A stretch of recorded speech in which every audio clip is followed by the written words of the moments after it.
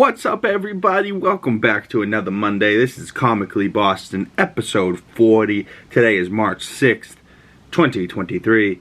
Last night we had a new episode of The Last of Us, episode 8, so we'll be talking about that towards the end of this video. Feel free to skip ahead if you want to skip through the Celtics news, but right now we're going to be talking about the last week for the Celtics. Tough week versus the New York teams. Friday night, JT's 25th birthday. We lost 115-105. No Brogdon. JB had 35. JT had 22 and 13 rebounds. And we just dropped one to the Nets. And honestly, with you guys, I talked about it last video. I made my predictions. I really got to stop talking about the Celtics games, especially when it comes to sports. Like, when it comes to like a movie prediction, it's a little easier because I don't ruin the movie if we lose. But whenever I go, oh, we're gonna beat up these New York teams in a couple days. We lost both games to those New York teams. I blame myself too. You know, like, I don't blame the Celtics. I blame myself for jinxing it. That's why you'll rarely ever see me making sports predictions. You know, like, talking about it's one thing, but if I go, oh, they're gonna win this one, like during the playoffs, you'll never see me predict it. I'll just go, all right, I like our chances. 50-50, we'll win or lose. I like our chances. You know, like, but last night, Sunday versus the Nets, or versus the Knicks. We faced the Nets on Friday, Knicks on Saturday, or Sunday. Fuck, keep fucking that up. No Rob Williams, no Brogdon. Al Horford got up a shot for the W, and he just missed. Double OT, we lost 131-129 in a double overtime loss. It just took forever. It was like the game started at 7:30. It was like 10:30 by the time that game was over. What are we watching? Football? Like, terrible. JT played 49 minutes. He had 40, 11 rebounds, 6 assists. JB had 29, 8 rebounds. Al had 20 points, 14 rebounds, 6 assists. The Knicks were led by Emmanuel Quickly, I believe his name is. He played 56 minutes, and to be honest with you, he looked like he had the most energy on the court. He was running, skipping, smiling. He was having a great time. Fuck him. But he was having a great time. He finished with 38, 8 rebounds, 7 assists. Randall finished with 31, 9 rebounds. RJ Barrett finished with 29 and 11 rebounds. And then 7 out of the next 8 games for the Celtics will be away games. So I think we play away, then home, then 6 in a row away. So I'm not gonna make my predictions, but it's gonna be a tough road trip for the boys. We've been on a couple game losing streak. Our record right now is 45-20. I wanted to keep that under 20 losses, but it is what it is. It is what it is, guys. It's okay. We got a few games left till playoffs. Luka Doncic and Kyrie finally looks like they're on the same page. They've dropped 40. First Dallas teammates to both drop 40. Luka had 42, Kyrie had 40 in a W versus Philly. And then news from the NBA, Ja Morant. I love Ja Morant. I think he's a great athlete. But I hate to say it, Shannon Sharp is right. Ja, get your head out of your fucking ass. You're worth $200 fucking million. Get your head out of the streets. Like, he thinks he's a gangster, and he's flexing on Instagram with a gun. Like, you're not cool. Like, you're holding up a little gun. Like, you are not cool, buddy. You are not cool. I'm going to, you know why you're cool? Because you can dunk over anybody and dribble out the fucking game and fucking, you know, like, you're a beast in basketball. Just play basketball. Be a gangster on the court. Stop pretending like you can buy the hood. You don't need to be in the hood. God damn it. You're wearing grills and chains, like, covered in tattoos. We get it. You think you're gangster. Tattoos don't make you gangster. Tattoos just mean you got tattoos. It bugs me, man. It really bugs me. But, so he flashed a gun on Instagram, and then the next day he released this message saying, I'm going to take some time away to get help and work on learning better methods of dealing with stress and in my overall well-being. And that was it. So, Ja Morant, not going to be on the court until further notice. It looks like he did have problems in the West, and it was himself. Chris Rock. Comedian Chris Rock had a live stand-up special on Netflix, I believe, Friday night. and it was really good. I really, it's been almost a year since he got slapped by Will Smith, and I think that he did a great job. Like, it was a great special, and then like the last 10 minutes he talks about Will and the slap and makes his jokes, and it was great. I thought it was really funny. And Chris Rock is just one of those legendary comedians that are top of his game, and probably one of the greatest of all time, up there with Chappelle and Richard Pryor and all these people, all these great comedians. One of my favorites is Tom Segura. So, some other news from this week. There was a picture released. I thought it was hilarious for the Mario movie. This picture here with Mario, Chris Pratt, Luigi, Charlie Day, I believe that's Toad, Keegan-Michael Key, and obviously Bowser, Jack Black. Jack Black understood the assignment, but I thought it was funny. And then there was also a video that got leaked on Twitter of the filming of Joker 2 with Joaquin Phoenix, and it looks like there was 3 Jokers running in a line. I don't know what that was about. But maybe they're trying to get some inspiration from the comics. Maybe it's all in his head. Like, we're seeing 3 Jokers, but he's seeing 3 Jokers in his head, and it's really just him.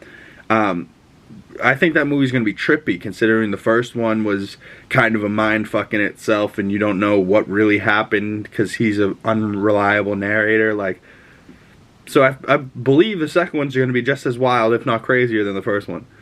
And Lady Gaga's in it, so it's definitely going to be crazier. The new poster for John Wick 4, that comes out later this month. That should be interesting. Creed 3 came out this weekend. I gotta go see that. I gotta go see Cocaine Bear. So I got some movies I gotta see.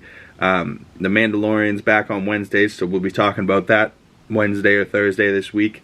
The new episode 2 that comes out. But let's get into The Last of Us, shall we? This week's episode is titled When We Are in Need. The director is Ali Abbasi. It was 1 hour runtime. Troy Baker, the guy that played Joel from the video games, plays James. Scott Shepherd from, I believe, Grey's Anatomy, is playing David, which, if you guys know from the video game, David is a crazy character. But, I don't know, man. This episode was something else. Like, like, it's got Joel and Ellie in the beginning, and she's kind of, she's not really relying on him anymore. She's relying on herself, because she is him right now. Like, he's her protector. Joel is meant to protect Ellie. He's her father figure, and right now she's saving his life. Like, he would be dying in this basement, just, not eating, not drinking, and, getting more infected by this wound. And so Ellie does the only thing she can do, looks at the gun and goes, I'm going to go hunting. I'm going to go get us some food. And I wish there was, like, little things. Like, I wish the star of this episode hit as hard as the game. Which it was going to be hard to get it to do that. Because the game, it just time skips. Joel gets hurt, he falls off the horse, and then it's a time jump. And we get, like 3 months goes by, or however long a month goes by, and it just says winter, and we see this little bunny hop in and then arrow through the neck, because Ellie doesn't have a gun like she does in the show. She has a bow and arrow. Hunts down gets the rabbit, goes, oh, this won't last very long, and then she has to go hunt the deer. So she goes after the deer, gets a shot into the deer runs away. It's like this big long sequence where you're by yourself as Ellie for the first time. And it just hits so much harder because you are, like, you've been playing as Joel the whole game, and then all of a sudden you're Ellie. And then really from this point on, you're like Ellie the rest of the next, the rest of the game you're like Ellie, but you kind of get back to Joel. You're really like, you're playing for Ellie as Ellie, even when you're Joel. So then the second game, when you're Ellie the whole game, I won't spoil that for the people that have been watching the show, but the second game, if you played the video games, the first game is so good and ends on such a big cliffhanger that you have to play the second game, and it's that good. But there was like that little things like hunting the deer, and then she goes to the kill, and then she gets discovered by David and James. In the show, David and James find her kill first, and then she walks up behind him and has to hold the gun, and it's like too heavy for her, and she's like deepening her voice, she's like, freeze, turn around, step away, put the guns down. You know, like she's trying to be Joel. She's trying to act as scary as she possibly can, and poor Ellie, man. So Ellie goes hunting. David tries to steal her kill. Troy Baker is James. He's like not believing her. And David is this weird like cult figure, cannibal weirdo. In the game, you kind of have to put 2 and 2 together that they're cannibals and they're eating people. In the show, it's even worse. The one scene, the guy walks in with a tin of meat, and you're like, "What is that? It looks awfully red." And she's like, "What is it?" And he goes awkwardly, like, venison. So you're like, oh, it is. They did just hunt that deer. Like, they did just get Ellie's deer. So is it deer? And then David and James drag in the deer, not cut up, not dressed, still fur on it. So it's like, okay, so it's not deer. They shot Ellie's horse. It's not horse because Joel finds the horse still intact. And then Joel sees Ellie's bag and then sees bodies hanging. And then it starts to make a little bit more sense that these people have been eating their dead. And the poor girl at the beginning of the episode that's like, "Can we bury my father?" And James and David exchange a look real quick, and he's like, "The ground's too cold to dig. We'll bury him in the spring." Which is gross. It's the middle of the winter. You're gonna wait months to bury a dead body. Either way, you're not doing that. You'd probably burn them so that they don't become crazy infected creatures. I don't know if that's how that works in in the show, but whatever. So in the game, you get this big long sequence of you're with David and you're killing off infected, and honestly that whole sequence probably would have made the show either feel like a side quest just happened and you're like, oh, why are you now teaming up with David? Because in the game you're not necessarily afraid of David the whole time, where in the show you're kind of like, this guy's not right, like let me look at him, but let me kind of stand off. Like, you know, he gives you that kind of vibe where you're like, I don't know if I can trust what this guy is telling me, saying, doing. He's just weird, you know, like, and you're like, I don't know if I like this. So so instead of getting the big shootout infected coming after you guys, and you guys have to kill off waves of infected like you do in the game, you know, playing as Ellie for the first time. Instead, you get this big long speech and monologue and of them talking, and he tells Ellie a lot more about his background, how he got there. Talks about Pittsburgh, which we skipped over in the show, not in the game. And he tells him how he found God after the apocalypse, and he went from teacher to preacher. You know, so Troy brings back the medicine. Right, you get the scene where he's like, a little girl was traveling around with a crazy man. You know, you sent 4 guys to Colorado and they got killed. So, you know, that whole thing from the game syncs back up. Troy Baker standing there pointing a gun at Ellie. He's like, "You really wanted me to give her the medicine?"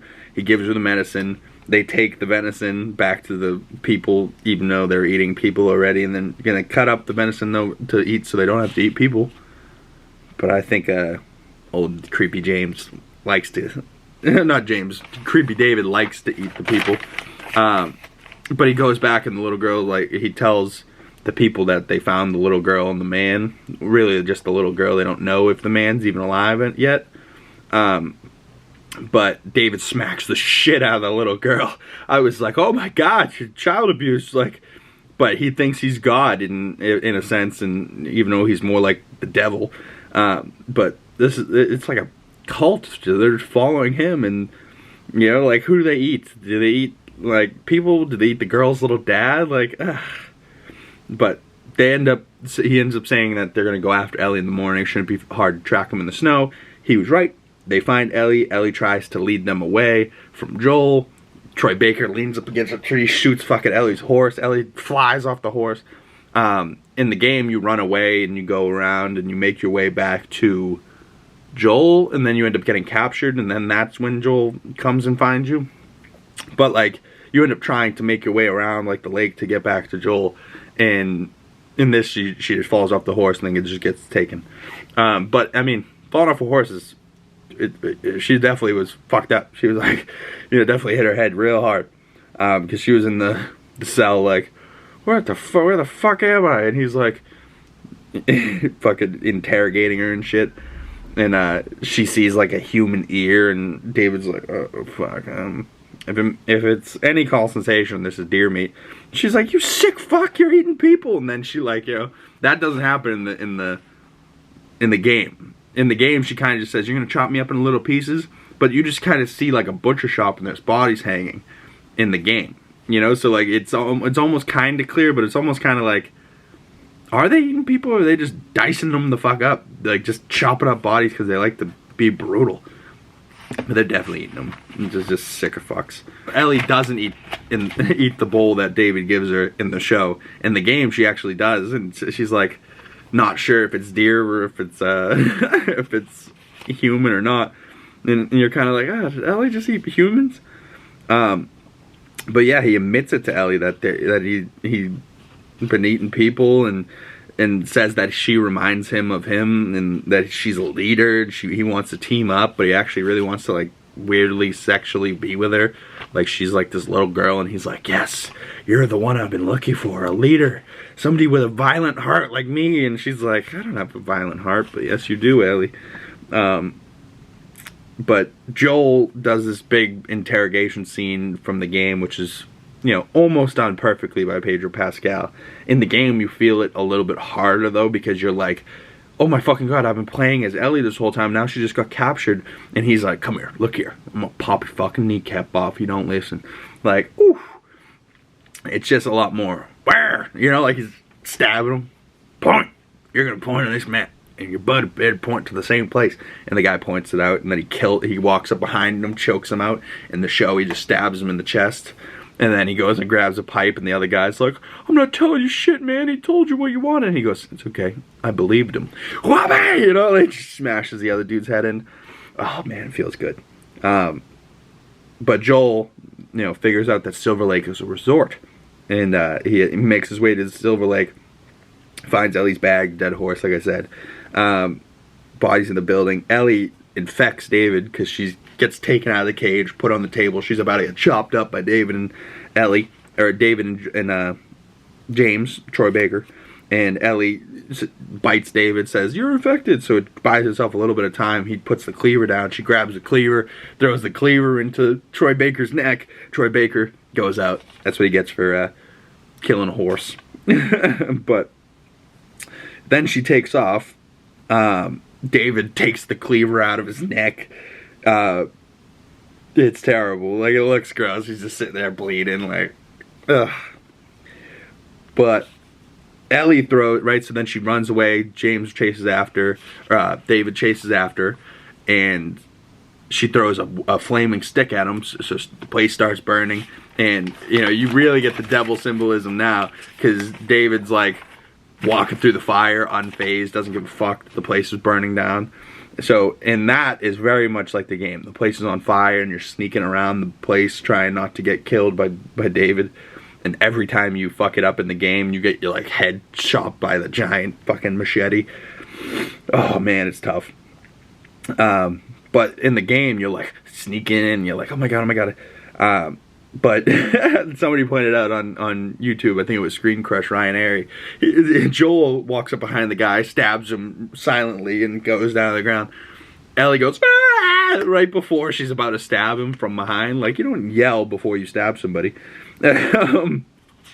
Especially if you're sneaking up on them. Come on, Ellie. But it still works. She gets a stab into the ribs, and then he like gets down on top of her, and he's like, I like the fighting, that's what I'm into. And he's like creepy as fuck, man.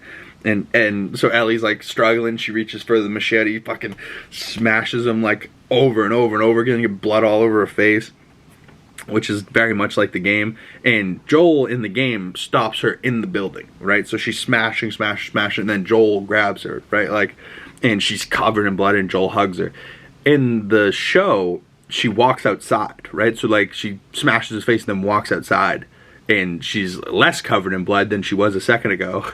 And you're like, why? And then she just walks out. They just, whatever reason, walks out into the snow. She's not wearing any jacket. And Joel then hugs her, puts a jacket on her. He's like, come on, baby girl. I got you, baby girl. Let's go. And,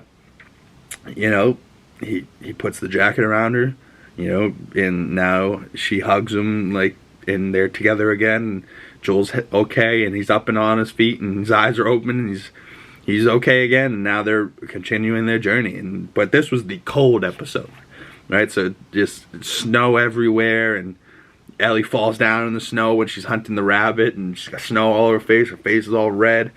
Poor girl. Like, you really feel for her this episode. But comment below, what did you think of this episode? You know, I thought it was good. I didn't think it was necessarily as good as the game, but I think the game is just so perfectly done, and they have to adapt it and do some different things for the show.